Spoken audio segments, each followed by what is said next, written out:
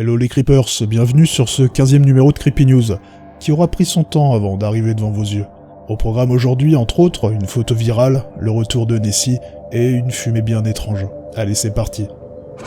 Mystère. C'est d'une image particulièrement surprenante qui a agité les réseaux sociaux américains il y a quelques semaines dont nous allons parler. Prise par une caméra de chasse dans une zone boisée de l'état de New York, du côté de Cambridge, le cliché s'est répandu comme une traînée de poudre. La caméra avait été placée près d'une route par le propriétaire du terrain par sécurité, afin de repérer toute personne rentrant dans la zone où il a l'habitude de chasser, selon George Bell, chef de la police de Cambridge.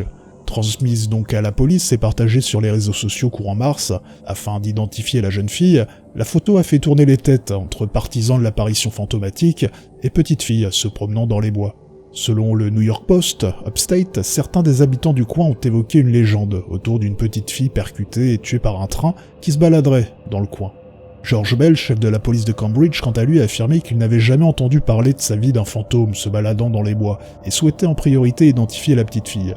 Le mystère autour de ce cliché a pris des proportions telles qu'il est devenu un des sujets principaux de discussion dans la ville de Cambridge, où chacun ira de son interprétation. Certains habitants ont même pris l'initiative d'apposer la photo sur les portes des habitations afin d'aider à l'identification de la petite fille.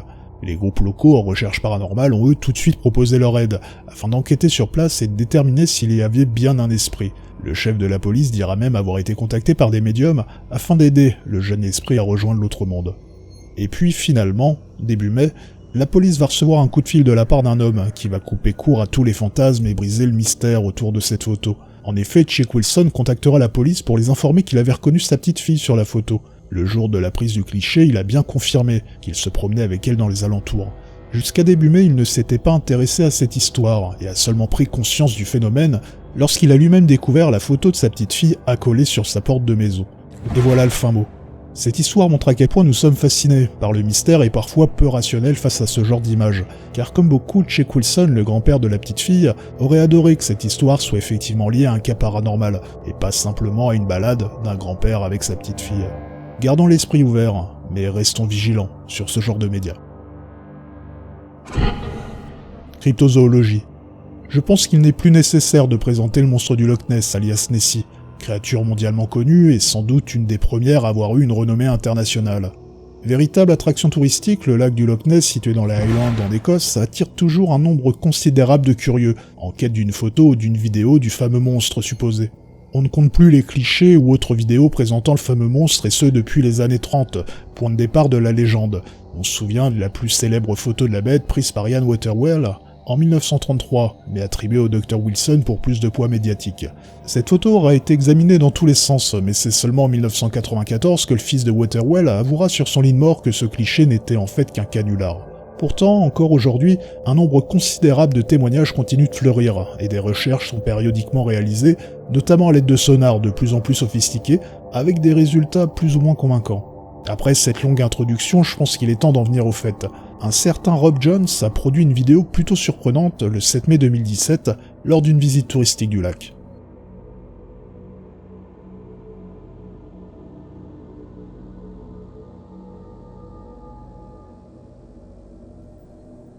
Comme vous devez l'imaginer, cette vidéo est très rapidement devenue virale et a dépassé les 1 400 000 vues. Je pense qu'on peut difficilement attribuer cette étrange silhouette au monstre du Loch Ness, malgré une ressemblance frappante avec ce qu'on a pu voir ces dernières décennies. On distingue une tête et un cou qui d'ailleurs n'affichent aucune mobilité. Sans trop se risquer, il doit sans doute s'agir d'un arbre ou d'une branche. Seulement, au vu de la légende et de l'aura du lieu, j'aurais sans doute eu quelques palpitations à la place de Rob Jones. Lui-même ne croit pas au monstre du Loch Ness, mais serait curieux de savoir à quoi correspond cette silhouette.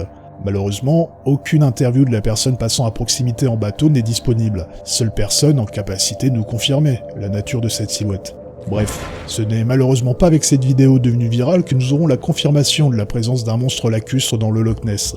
D'ailleurs, si ce thème vous intéresse, je vous conseille de regarder la vidéo de la chaîne Occulture sur le sujet. Je vous mets le lien dans la description. Fait divers. Vous vous souvenez sans doute, dans le Creepy News numéro 12, de l'enquête autour des animaux mutilés de Manitoba, retrouvés les oreilles coupées au bord de la route. Eh bien, c'est d'une histoire assez similaire dont nous allons parler aujourd'hui. Rendons-nous dans le comté de Volusia, en Floride, où une découverte plutôt macabre a été opérée par une cycliste au bord de la route, autour du 16 mai 2017. En effet, c'est sous une poubelle destinée au recyclage qu'elle a découvert décapiter 9 animaux, 5 poulets, 2 pigeons, une chèvre et une tortue.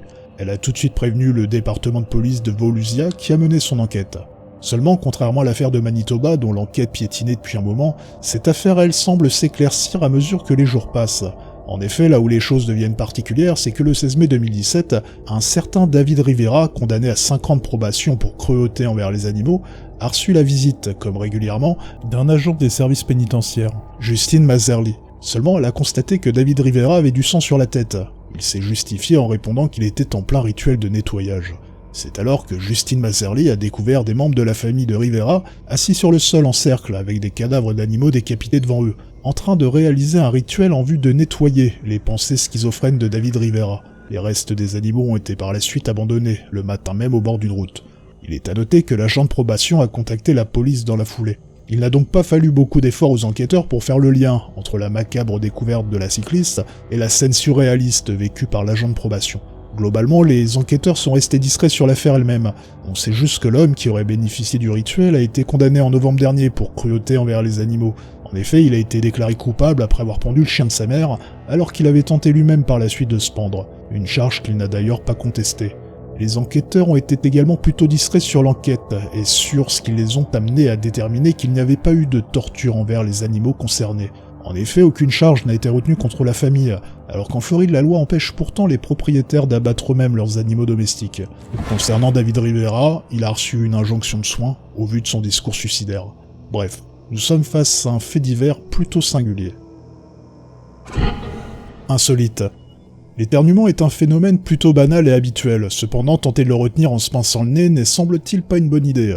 Alors je vous parle pas des risques avérés d'anévrisme, de pneumothorax et dommages sur notre diaphragme, mais de quelque chose de bien plus atypique. En effet, courant 2011, Monique Jeffrey, alors âgée de 28 ans, est allongée sur son lit. Elle éternue et ressent une violente douleur au niveau du cou. Ayant son téléphone dans la main, elle appelle son mari en urgence, qui la transporte à l'hôpital, où on lui diagnostique un torticolis. Seulement, elle ressent progressivement des picotements et un engourdissement au niveau du bras gauche, et commence à avoir le haut du corps complètement paralysé. Finalement, il s'avéra que la jeune femme s'était cassé 2 vertèbres cervicales, qui se sont chevauchées sans toucher par chance la moelle épinière. Toutefois, elle aura dû passer par plusieurs mois de rééducation pour récupérer. Son cas est rarissime. Seulement, il y a quelques semaines, son cou lui a encore joué des tours, et ce sur son lieu de travail. Elle a dû être hospitalisée une nouvelle fois suite au déplacement d'une de ses vertèbres, et doit porter un halo vissé autour de son crâne, posé sur ses épaules pour maintenir son cou et soulager les muscles. Par la suite, elle devra repartir en rééducation plusieurs mois afin de remuscler son cou.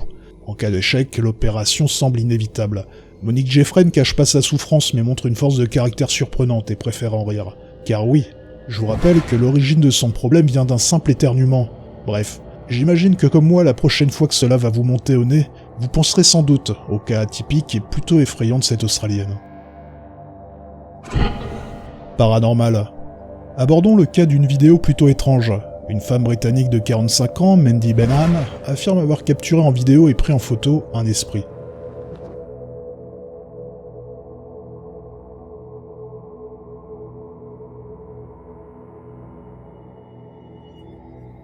Peu d'informations sur la vidéo. Au vu de la décoration intérieure, elle a sans doute été prise durant la période de Noël.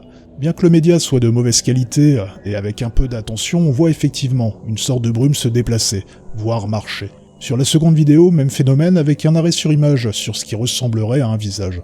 Difficile d'établir une origine quant à cette fumée puisque nous ne voyons pas la pièce dans son ensemble, ni les personnes présentes au moment du phénomène. L'origine de cette fumée est-elle liée à une cigarette classique ou électronique? Y a-t-il un feu de cheminée quelque part? Est-ce lié à un phénomène de condensation? Ou alors sommes-nous face à quelque chose de plus extraordinaire? En tout cas, pour Mandy Benham, cela ne fait aucun doute, il s'agit d'un esprit. En effet, après avoir rencontré ce phénomène à de nombreuses reprises, cette mère de 3 enfants a consulté un médium, qui lui aurait alors révélé qu'il s'agissait tout simplement d'un enfant qu'elle aurait eu dans une vie antérieure, en 1920 aux États-Unis. À cette époque en couple avec Stéphane, un homme d'origine jamaïcaine, elle a été séparée de lui par sa famille après être tombée enceinte. Obligée d'abandonner et de faire adopter son fils, l'enfant aurait par la suite été percuté par un camion, qui l'aurait tué.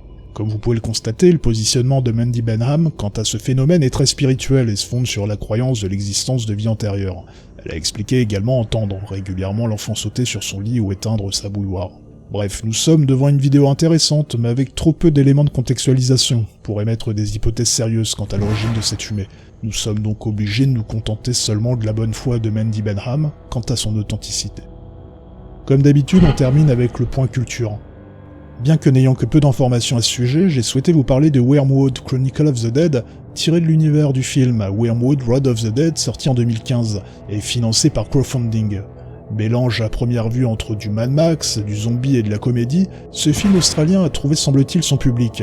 Concernant le speech du film, ce serait suite à la chute d'un météore qu'une épidémie se serait propagée et aurait transformé la population en zombies. Rien d'original, vous me direz. Cependant, ce qui m'a donné envie de vous parler de la série, c'est le teaser sorti à la mi-mai, qui dure presque 7 minutes et qui nous donne une bonne idée de l'aspect plutôt what the fuck de la série. Attention, l'ensemble est plutôt gore, mais penche plutôt vers un gore grand guignolesque que sur un gore réaliste. L'inspiration Mad Max est, je pense, sans équivoque, et l'ambiance générale tend de mon point de vue à se rapprocher sans doute d'un délire proche de Branded ou de The Evil Dead 3 à la sauce zombie. L'aspect visuel est plutôt sympa, même si le montage tient plus du clip que d'un cinéma que nous qualifierons de plus classique. J'avoue avoir souri plusieurs fois lors de certaines scènes. Bref, je vous mets le lien du teaser dans la description pour vous faire votre propre avis. Pour l'instant, pas de date de sortie, mais cela ne devrait plus tarder. Par contre, âme sensible, s'abstenir. Pour ce Creepy News, j'ai décidé pour la première fois d'aborder la question des courts-métrages horrifiques. Je suis depuis un moment un certain nombre de chaînes autour de ce thème. En effet, il n'est pas rare de tomber par hasard sur certaines pépites, et c'est en s'intéressant à ce genre de métrage que l'on se rend compte que le genre est loin d'être mort. Là où le cinéma a tendance à s'enfermer dans des clichés et des mécaniques souvent rincées, notamment pour les blockbusters, l'univers du court-métrage lui continue d'expérimenter et de proposer un contenu parfois très surprenant. Je vous propose donc de faire un petit tour sur la chaîne de Bloody Disgusting, où chaque semaine via l'émission World of Death, vous aurez droit à 2 courts-métrages sélectionnés par le site, avec une interview des réalisateurs dans la description. N'hésitez pas à y faire un tour, car au milieu de certains courts-métrages vraiment moyens, voire pas terribles, il y a de vraies pépites. Dernièrement, j'ai particulièrement apprécié Playback, premier court-métrage proposé dans World of Death, épisode 81. Il n'est pas impossible qu'à l'avenir je vous partage d'autres chaînes, ou des courts-métrages directement. Voilà, Creepy News c'est terminé pour aujourd'hui, je vous dis à la prochaine, et en attendant, faites de beaux cauchemars.